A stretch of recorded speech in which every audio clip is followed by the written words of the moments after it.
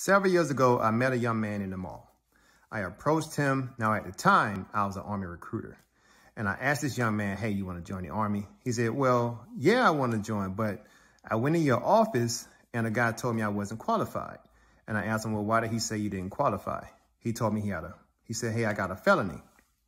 Now, I told him, I said, look, I can't promise you anything, but if I can help you get in, or if I can take you through a process, you got to be willing to do the work. Are you willing to do the work?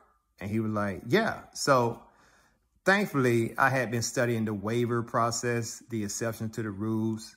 And I told him, hey, look, man, I think we can do this. And so there was a thick stack of paperwork. And I ended up spending a lot of time with this man. And one day we went to a restaurant.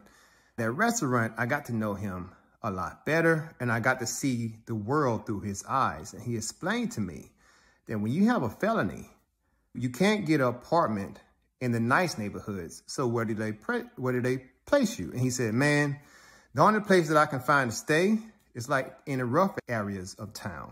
And he's like, what do you think I'm gonna do if I'm surrounded by crime and I've been doing crime? It's like a vicious circle. So you can't help.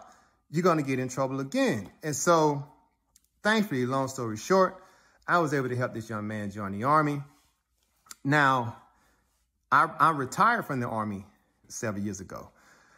But about 6 months before I retired, I get an email. And the email says, is this Sergeant Crumbley that was in Houston? I'm like, I messaged him back. I'm like, yeah.